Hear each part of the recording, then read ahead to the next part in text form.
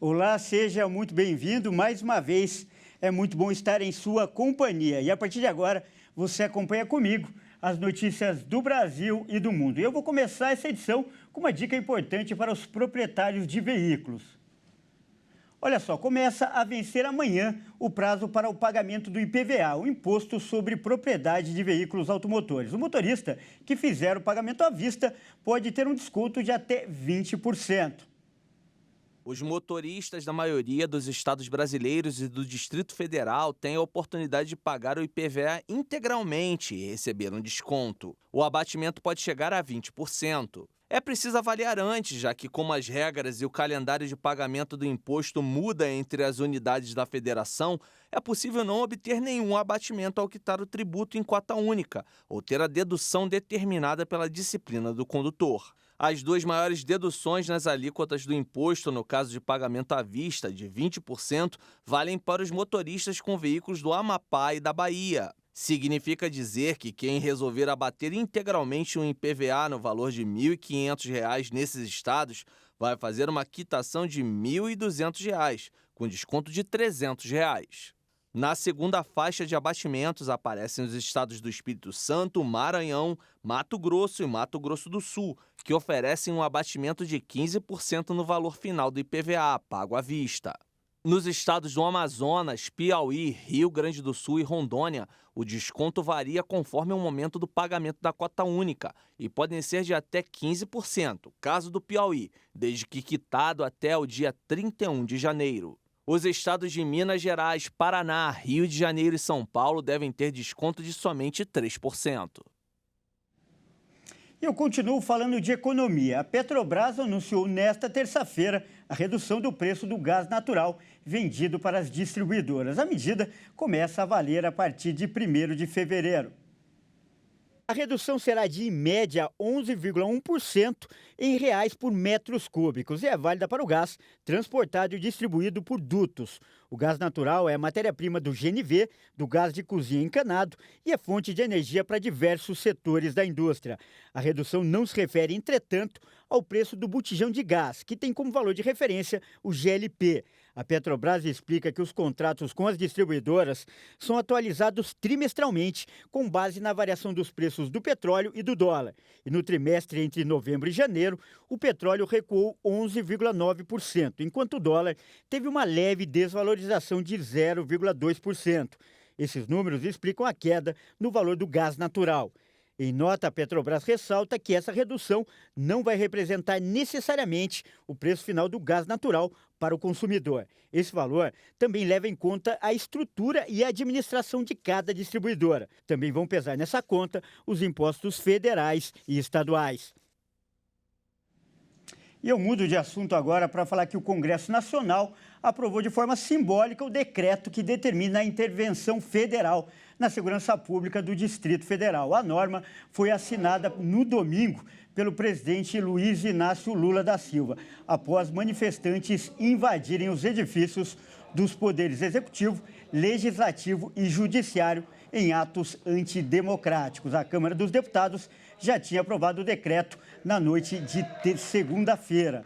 Com a intervenção federal, a União agora assume o comando da segurança pública no Distrito Federal, no lugar do governo local. A medida vale até 31 de janeiro de 2023.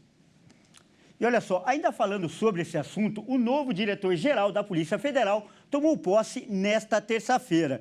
E também hoje, o superintendente regional da Polícia Federal no Distrito Federal foi exonerado do cargo. O novo diretor-geral da Polícia Federal, Andrei Rodrigues, tomou posse em meio às investigações dos atos antidemocráticos na Praça dos Três Poderes, em Brasília.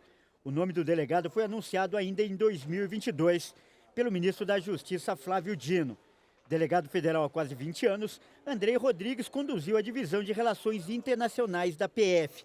Andrei falou que pretende contribuir para que a Polícia Federal fique ainda mais eficiente. Aproveito aqui esta oportunidade para reafirmar o compromisso da Polícia Federal com o Estado brasileiro.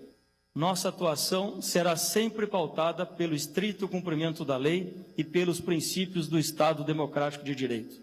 Esse será um norte inafastável na gestão das investigações policiais, que serão coordenadas com base no trinômio da qualidade da prova, na autonomia investigativa e na responsabilidade. O ministro do STF, Alexandre de Moraes, também discursou na cerimônia de posse do novo diretor-geral da Polícia Federal, Andrei Rodrigues.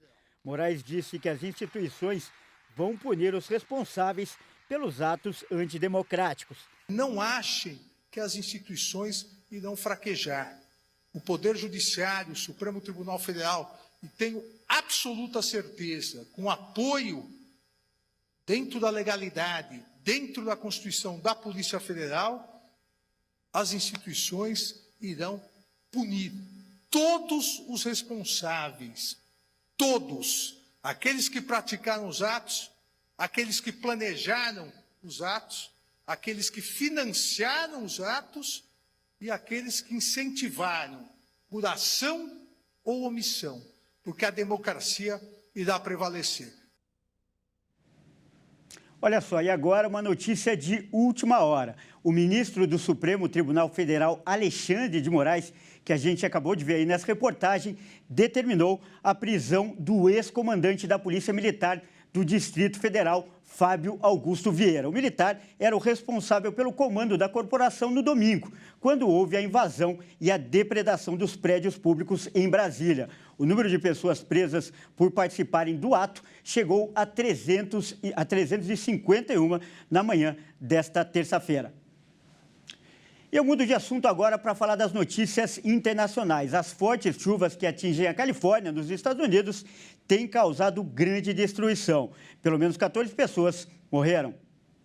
As fortes tempestades que atingem o oeste dos Estados Unidos deixaram mais de 100 mil californianos sem energia e dezenas de casas completamente alagadas nesta terça-feira. De acordo com a administração nacional, cerca de 90% da população do estado está sob vigilância de enchentes ou deslizamentos. Diversas ordens de evacuação também foram emitidas, principalmente em áreas próximas a represas. De acordo com o Serviço Nacional de Meteorologia dos Estados Unidos, em consequência dos 2 ciclones que se deslocam na região, além das chuvas, também são esperadas fortes nevascas nas regiões montanhosas do estado nos próximos dias. O presidente americano Joe Biden declarou estado de emergência para a Califórnia nesta segunda-feira, o que permite que a Agência Federal de Gerenciamento de Emergências forneça ajuda em caso de desastres. Olha, e atenção a esse alerta. Um estudo realizado nos Estados Unidos mostrou como o ar de centros urbanos contribui para crises de asma em crianças. Alterações moleculares nas vias aéreas ocasionadas pela presença de ozônio e partículas de materiais finos foram encontradas pelos cientistas, o que sugere uma possível tendência para crises asmáticas. Para chegar a essa conclusão, foram acompanhadas 208 crianças, entre 6 e 17 anos, com histórico de asma e que moravam em regiões mais pobres de 9 cidades dos Estados Unidos. Os pesquisadores ainda fizeram uma contraprova das descobertas em um segundo grupo de 189 pessoas com idades entre 6 e 20 anos, que vivem em áreas de baixa renda de outras 4 cidades norte-americanas. A associação foi feita a partir da comparação entre os relatos de crise dos jovens, o rastreamento diário da qualidade do ar nos lugares onde eles viviam e a constatação que os episódios de asma não eram virais. Os pesquisadores descobriram que os ataques de asma foram causados pela poluição e não por um vírus em quase 30% das crianças, o que significa de 2 a 3 vezes maior do que a proporção observada em crianças que não vivem em áreas urbanas. Segundo os autores, as crises foram mais atenuadas nos lugares com níveis elevados de partículas finais e ozônio no ar. De acordo com a Agência de Proteção Ambiental dos Estados Unidos, o material particulado fino é uma mistura de partículas sólidas e gotículas líquidas encontradas no ar. Especialistas afirmaram que a crise de asma é um quadro clínico no qual as passagens aéreas do pulmão se estreitam, e quando as vias aéreas estão estreitadas, fica difícil respirar. A análise de células nasais obtidas das crianças mostrou ainda que os altos níveis desses poluentes mudaram geneticamente os agentes que causam inflamação das vias aéreas. Os resultados desse estudo podem podem ajudar nos tratamentos que neutralizam os efeitos nocivos da poluição do ar nas vias aéreas humanas. Bom, e essa edição fica por aqui. Eu agradeço demais pela sua companhia e convido a continuar ligado em nossa programação. Até mais!